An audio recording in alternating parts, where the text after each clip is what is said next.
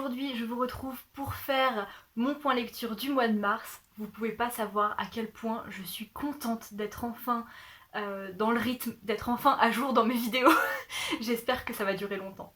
Bref, pour ce mois de mars, je n'ai fait que de très bonnes lectures. Franchement, vous allez voir, j'adore ce genre de mois où il n'y a pas un seul raté. J'ai fait que de trop bonnes lectures. Et du coup je suis trop contente. Et donc j'ai très bien commencé mon mois par The Strange Case of Dr. Jekyll and Mr. Hyde, qui a été ma toute première lecture en VO. Je suis trop contente. Ça fait tellement longtemps que j'essaye de me mettre à la lecture en VO, mais que je me trouve toujours des excuses, que je me dis que non, je suis pas assez bonne en anglais, mais d'un autre côté, si je veux m'améliorer, faut bien que je m'y mette quoi. Que je me dis, bon bah je vais commencer par ce livre, puis finalement je change d'avis, du coup j'achète jamais rien, et je m'y mets pas. Sauf que là, j'ai été chez ma meilleure amie, et elle m'a prêté un livre, donc c'était Dr. Jekyll and Mr. Hyde, mais en version simplifiée en fait, qui est à la base pour les enfants anglophones, parce que je vais vous le faire très rapidement, mais en gros, ma meilleure amie, son père est américain, donc elle a dû apprendre l'anglais quand elle était gosse, et donc elle a toujours des classiques de littérature anglophone simplifiés qui sont faits pour les enfants anglophones normalement, mais qui sont du coup super pratiques pour se mettre à la lecture en VO pour les adultes non anglophones, si vous voyez ce que je veux dire. En tout cas, moi je suis super contente qu'elle me l'ait prêté parce que ça m'a vraiment facilité les choses. Le fait que ce soit une version simplifiée, et en plus c'est une histoire que bah on connaît tous. Moi je l'avais déjà lue en français quand j'étais au collège, donc je connaissais pas mal bien l'histoire, même si ça fait longtemps que je l'avais pas lu, mais j'étais pas perdue. Mais surtout le fait que ce soit une version simplifiée, j'ai pas bloqué. Parce que d'habitude quand je me retrouve devant un texte en anglais, en tout cas c'était le cas quand j'étais au lycée, il y avait trop de mots que je comprenais pas, et du coup ça me bloquait tout. Et j'arrivais pas à chercher à comprendre en fait, parce qu'il y avait trop de choses, ça m'impressionnait trop. Et là, comme certes il y avait pas mal de mots que je connaissais pas, mais ils étaient quand même vachement plus éparpillés on va dire, et ce qui fait que bah, la plupart je les ai compris sans avoir à les chercher à côté, juste en comprenant la phrase. J'ai fait peut-être genre 2 recherches de mots pour voir ce qu'ils voulaient dire parce que je comprenais vraiment pas, mais sinon c'est allé tout seul. Et franchement je suis trop contente, je suis trop contente. J'espère continuer tout doucement comme ça la lecture en VO, histoire bah, de pouvoir lire des choses de plus en plus compliquées, parce que pour l'instant je suis dans du très simple, mais voilà, c'est super encourageant pour la suite. Donc si jamais vous voulez vous mettre à la lecture en VO mais que vous vous doutez de votre niveau et tout ça, je vous conseille vraiment de lire ce genre de choses, parce que il y a aussi un truc, c'est que du coup c'est simple, c'est très simple, le vocabulaire est très simple, les phrases sont très simples, donc c'est facile à comprendre, mais ça reste une histoire qui est pas spécialement pour enfants, qui est plus une histoire adulte, et du coup bah c'est pas non plus ennuyeux si vous n'aimez pas la littérature jeunesse par exemple. Enfin, voilà, je suis peut-être pas la meilleure pour donner des conseils de lecture en VO, je viens tout juste de commencer, mais en tout cas avec moi ça m'a fait sauter le pas entre guillemets, et j'ai très envie de continuer. Alors mon niveau est encore assez bas, hein, donc c'est clair que si on me mettait devant quelque chose d'un peu plus compliqué, je comprendrais pas les nuances ou les sous-entendus ou certaines choses, genre les doubles sens, ce genre de choses, j'en suis pas là je pense, mais c'est un bon début, j'en suis très contente. En plus c'est une histoire très classique mais que j'aime beaucoup, et donc j'ai passé un très bon moment. Bref, ensuite j'ai continué ce mois de mars avec une excellente lecture puisque j'ai relu De bons présages de Neil Gaiman et Terry Pratchett. C'est ma vie ce livre. Déjà vous savez que j'aime énormément Neil Gaiman. Mais voilà, cette histoire, c'est vraiment une histoire que j'adore, que j'avais découvert l'année dernière, ou même en décembre 2019 je crois, je l'avais lu pour la première fois, et j'avais adoré. Donc si vous ne connaissez pas De bons présages, c'est une histoire qui reprend l'Apocalypse selon la Bible, mais à la sauce Neil Gaiman et Terry Pratchett, avec énormément d'humour et des situations qui partent un petit peu en n'importe quoi, c'est une histoire fantastique que j'adore. On va suivre plein de personnages. Dans le livre, il n'y a pas vraiment de personnages principaux qui se démarquent. Dans la série Good Omens, qui est géniale, et je reviendrai dessus après, mais les personnages principaux, ça va plutôt être Rampa et Aziraphale, ou Crowley et Aziraphale, selon si vous regardez en français ou en anglais. Donc l'ange et le démon. Mais dans le livre, c'est quand même un peu plus nuancé, et tous les personnages, il y a énormément de personnages, c'est un roman choral, je crois que c'est comme ça que ça s'appelle. Tous les personnages ont autant de temps de parole, on va dire, ont autant de temps chacun. Donc il y a un peu moins de personnages principaux, je sais pas comment dire ça, mais bref. Donc l'apocalypse se prépare, et on va suivre d'un côté un ange et un démon qui sont là depuis la création de l'humanité, en fait, pour plus ou moins surveiller un petit peu les humains jusqu'à la fin, quoi. Et répandre un petit peu pour l'ange le bon et pour le démon le mauvais. Sauf qu'ils sont assez inefficaces, c'est un petit peu des flemmards, et en plus ils deviennent potes très vite, et ils vont pas faire grand chose, hein, ils vont plus s'imprégner de leur vie humaine, en fait, et du coup l'apocalypse, ça veut dire pour eux que les vacances sont plus ou moins terminées, et ils sont pas trop d'accord avec ça, donc ils vont essayer de l'empêcher. D'un autre côté, on va suivre aussi l'Antéchrist, qui est en fait un petit garçon qui est destiné à détruire le monde, mais il ne le sait pas encore. Donc on va le suivre, lui et sa bande d'amis. On va suivre une sorcière qui suit tout ça parce que elle a des prophéties qui annoncent justement l'apocalypse. On va suivre un chasseur de sorcières qui n'est pas vraiment un chasseur de sorcières. On va suivre un inquisiteur qui aimerait bien être un inquisiteur, mais qui fait pas grand chose non plus. Voilà, je vais pas vous faire toute la liste, mais on suit plein de personnages vraiment hauts en couleur et qui sont hilarants tous. Vraiment, cette histoire, elle est trop bien. On va suivre les 4 cavaliers de l'Apocalypse aussi, qui ont été revisités par les auteurs et qui sont géniaux. Franchement, bref. Faut que je m'arrête là, mais il faut vraiment que vous découvriez ce livre, il est incroyable. Et si jamais vous n'avez pas envie de le lire, regardez la série. La série est géniale. Je l'ai regardée l'année dernière dès que j'ai eu fini de lire le livre pour la première fois, et j'ai adoré. La série a été écrite par Neil Gaiman, ce qui fait que, évidemment, ça ne pouvait être que bon, hein, on est d'accord. Malheureusement pas par Terry Pratchett, parce qu'il était déjà mort quand la série a été faite. Mais franchement, la série est géniale, et d'ailleurs, je suis devenue tellement fan de la série, vraiment c'est une série que je regarde en boucle, que j'aime énormément. C'est la seule série que je peux regarder en anglais sans sous-titres, sans que ça me pose de problème. Et mon niveau d'anglais n'est pas excellent, donc ça veut dire beaucoup, vraiment. Mais voilà, la série est tellement bien, et elle suit très très bien le livre, mais en même temps elle revisite certaines choses qui font que elle est presque mieux que le livre. D'autant plus qu'elle est sortie 30 ans après le livre, donc il y a des choses qui sont beaucoup plus à jour. Il y a beaucoup plus de diversité, par exemple. Il y a des personnages et des éléments que franchement je regrette qu'ils soient pas dans le livre, tellement la série a bien fait ça.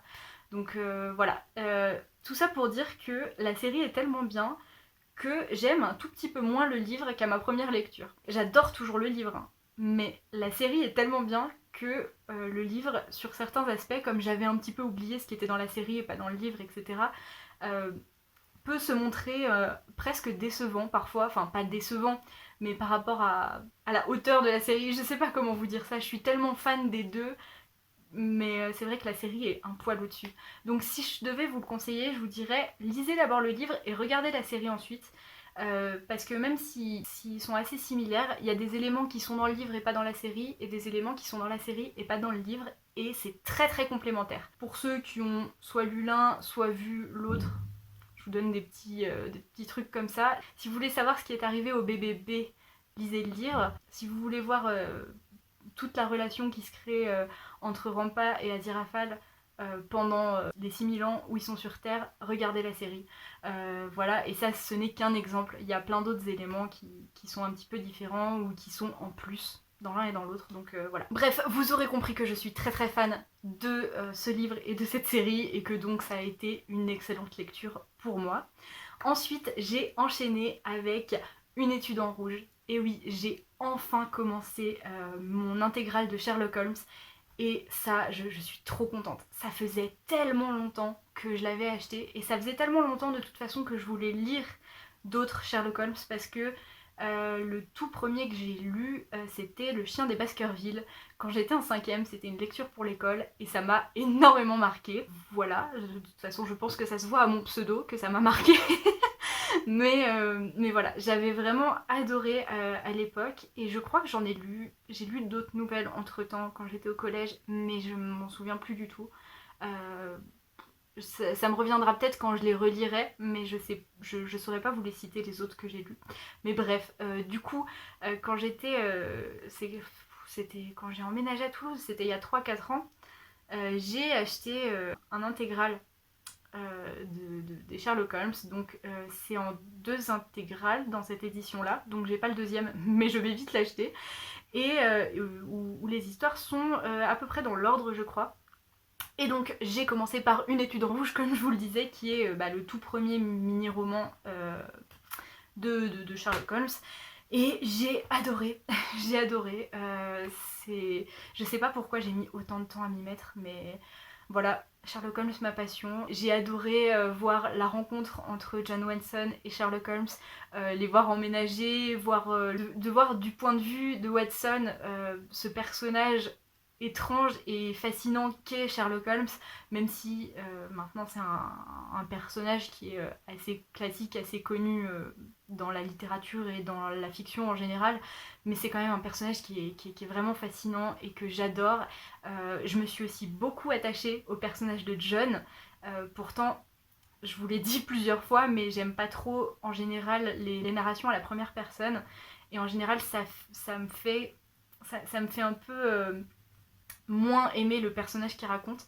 Mais là, comme le récit est plutôt centré sur Sherlock et pas sur John, mais que c'est quand même John qui raconte, ça fait que je me suis quand même beaucoup attachée à John et à Sherlock et aux deux, et l'enquête de celui-là était très cool. Franchement, j'ai passé un très bon moment.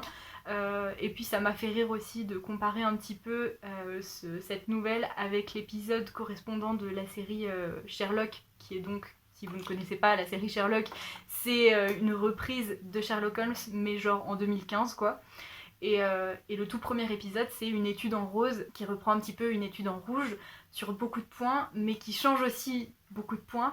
Et c'est très très drôle de comparer les deux, parce que les théories qui sont fausses dans le livre, ça sera les théories qui vont être vraies dans l'épisode de la série. Je sais pas si vous comprenez ce que je veux dire, mais c'est assez marrant de voir quels éléments ils ont utilisés et tout ça. Enfin bref, j'adore cette série de toute façon. Et bref, c'était vraiment une très bonne lecture, j'ai adoré. Et du coup, j'ai tout de suite enchaîné avec le deuxième, toujours un mini-roman, parce qu'il y a des nouvelles et il y a des romans, donc voilà. Mais donc le deuxième, c'était Le signe des quatre. Pareil, j'ai adoré continuer à suivre John, parce que vraiment je m'attache de plus en plus à John Watson, bref, je l'adore. J'ai beaucoup aimé aussi continuer à suivre Sherlock. Dans celui-là, il va dévoiler un peu plus son côté sombre, parce qu'il a des problèmes, hein. Sherlock Holmes.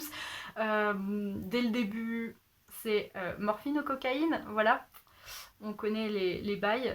Sherlock Holmes n'est pas un exemple, mais ça reste un personnage très intéressant. Et bref, c'était très très cool de les suivre encore une fois. En plus, c'est dans celui-là où on rencontre Marie, ma chère petite Marie. Franchement, je savais pas si j'allais vraiment l'aimer ou pas, mais pour l'instant, elle est trop trop cool, je l'adore. Et j'avais un peu peur justement parce que Marie va donc avoir une romance avec John Watson. Ça n'est pas un secret, hein. Je pense que la plupart des gens sont au courant de ça, même si vous n'avez jamais lu Sherlock Holmes ou quoi. Bref, Marie et John vont tomber amoureux. Et j'avais un petit peu peur justement de ça, parce que dans les romances en fait qui datent un peu, dans les classiques un petit peu vieux, les romances me font peur parce qu'en général il y a du sexisme, il y a des préjugés voilà, liés à l'époque, et j'avais peur de tomber sur ça. Mais en fait, ils sont juste trop mignons tous les deux, et de ce que j'ai lu, Le personnage de Marie est, même s'il est un peu cliché, ne souffre pas trop du sexisme pour l'instant en tout cas, et j'étais super contente de ça, ce qui a fait que j'ai adoré Marie, et comme j'adore John, tous les deux ensemble, voilà, ils sont trop mimes, même si ça va très vite entre deux, mais ils sont trop mimes, je les ai adorés. Le seul gros bémol en fait à cette histoire, c'est que dans cette histoire-là, il y avait pas mal de racisme inhérent à l'époque en fait, c'était pas appuyé, c'était pas une opinion je pense de la part de l'auteur ou des personnages en fait, c'est juste le racisme ambiant en fait qu'il y a à l'époque, et c'est quelque chose qui me met très mal à l'aise quand je tombe là-dessus.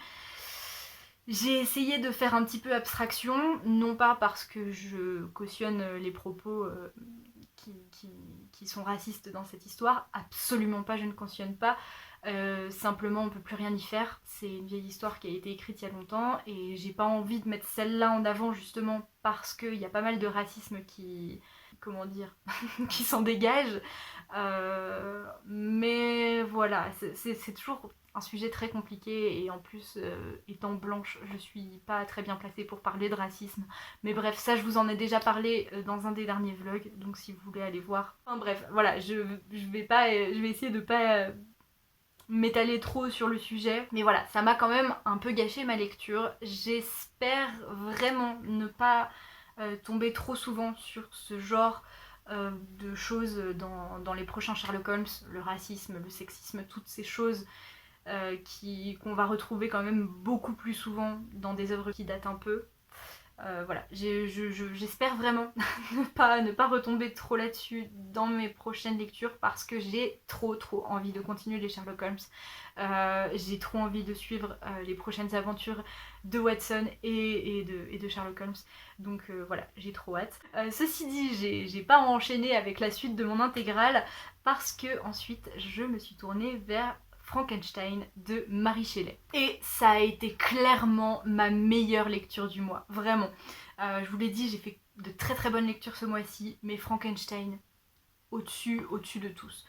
Donc Frankenstein, ou le Prométhée moderne, qui est considéré comme plus ou moins l'inventeur de la science-fiction, et auquel je me serais peut-être pas tournée si je n'avais pas vu la review de Link the Sun il y a quelques temps, qui m'a enlevé en fait tous les clichés, qui m'a vraiment trop donné envie de le lire.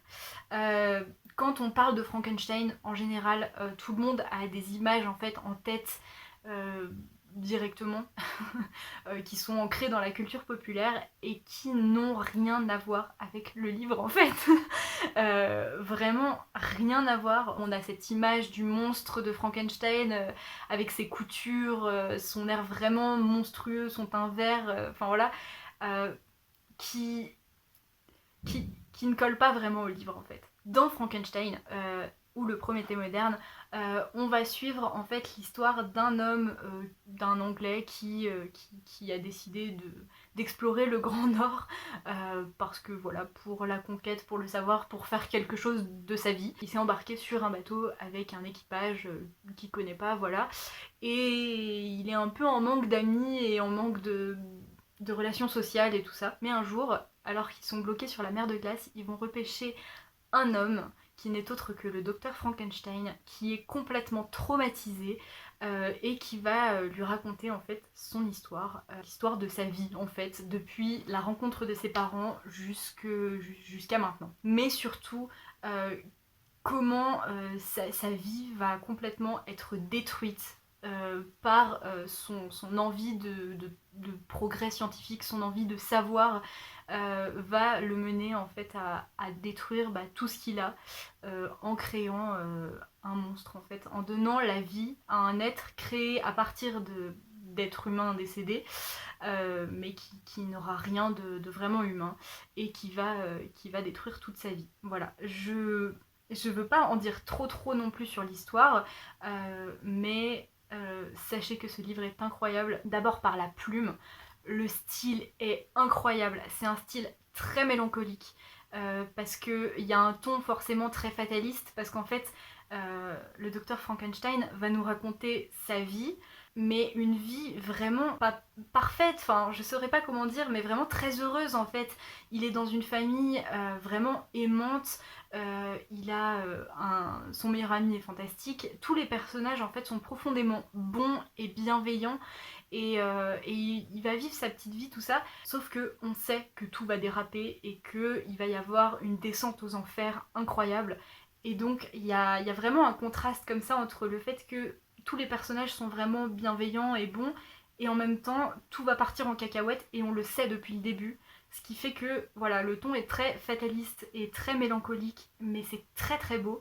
C'est assez simplement écrit d'un côté, mais d'un autre côté c'est vraiment très très beau. Je fais assez rarement attention au style, à la plume, mais les mots là sont tellement bien maniés et l'histoire est tellement bien tissée que ça m'a mis dans des états pas possibles. Par contre, attention, si vous êtes un peu émotif comme moi, un peu, je suis très très émotive, mais ça peut vous mettre dans des états assez chauds, parce que comme je vous ai dit, c'est une descente aux enfers ce livre, et du coup, bah c'est assez stressant, émotionnellement c'est très dur. Déjà moi, rien que le style me mettait les larmes aux yeux. Ça m'avait fait ça une seule fois quand j'avais lu Apostasie de Vincent Tassi, où juste la façon de raconter m'a vraiment émue. Là ça me faisait la même chose, mais l'histoire m'a vraiment bouleversée. Enfin, j'étais complètement détruite. Pendant que je lisais ce livre, je n'arrivais pas à en sortir, j'étais constamment dedans. Et ça, j'adorais ma lecture, mais ça m'a vraiment brisée. Mais d'un autre côté, c'est le genre de choses que je recherche quand je lis. Je veux ressentir des choses, je veux m'impliquer. Mais waouh, vraiment une grosse expérience. Et ouais, émotionnellement, c'était très fort et très dur, mais encore plus que par exemple Les Hauts de Hurlevent. Cet automne, j'ai lu Les Hauts de Hurlevent, et émotionnellement, c'est très très dur. Mais les personnages dans Les Hauts de Hurlevent sont mauvais. Peut-être pas tous sans exception, mais voilà, il y en a qui sont mal intentionnés, beaucoup même, il y en a qui sont vraiment mauvais, et du coup, c'est moins facile d'avoir de l'empathie pour eux. C'est peut-être pour ça que j'ai été moins embarquée dans Les Hauts de Hurlevent. Alors que dans Frankenstein, comme tous les personnages principaux sont vraiment bons, bienveillants, c'est des petits cœurs, t'as pas envie qu'il leur arrive du mal, c'était encore plus terrible en fait. Ça, pour moi, je me suis vraiment attachée à tous les personnages. Je suis tombée amoureuse de Elisabeth, qui est la fiancée du docteur Frankenstein. J'ai adoré, je sais plus comment il s'appelle, mais son meilleur ami. J'avais vraiment, voilà, je me suis vraiment impliquée dans les relations que le personnage principal avait avec les autres personnages. Tu sais que tout va dégringoler, qu'il y a des gens qui vont mourir et tout, mais ça a été terrible. Bref, et d'ailleurs c'est assez marrant parce que je me suis tellement impliquée que j'ai fait des chips sans faire exprès dans ma tête, alors que d'habitude je fais ça que quand je regarde des séries, quoi. Ça m'arrive vraiment très peu quand je lis des livres, et encore moins des classiques comme ça. Mais là, vraiment, j'ai fait des chips avec des personnages qui étaient pas censés être ensemble. Ça n'avait aucun sens. Enfin bref, c'était trop bien. En plus, la majeure partie de l'histoire se passe en Suisse, près du lac Léman, et à un moment... Frankenstein vient dans la vallée de Chamonix, qui est vraiment pas loin de chez moi. Enfin, il y avait des noms qui me parlaient vraiment beaucoup.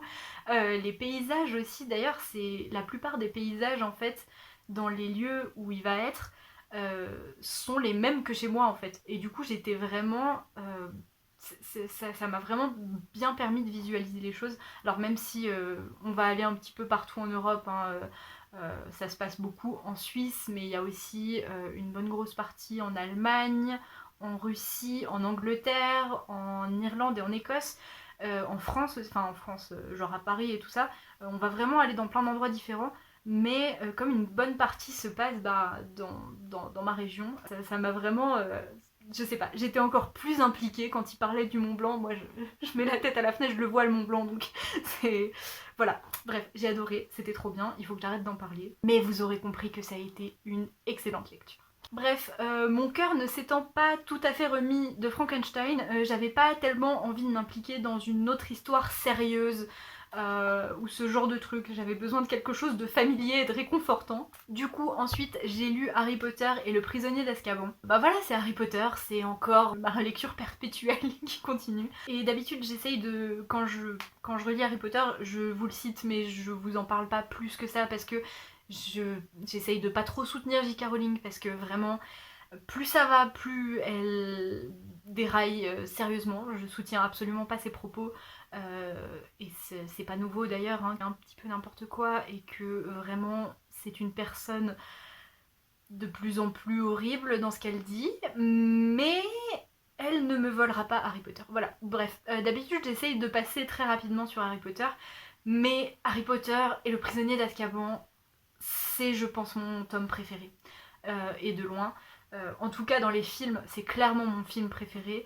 Et dans les tomes, je pense que c'est de plus en plus mon tome préféré. Je l'adore. Sûrement à cause des personnages qui sont dans ce tome, parce que Remus, c'est un des personnages que je préfère de tout l'univers d'Harry Potter. C'est mon bébé, je l'adore. De manière générale, j'aime beaucoup les maraudeurs. Mais Remus, c'est clairement le meilleur et de très loin.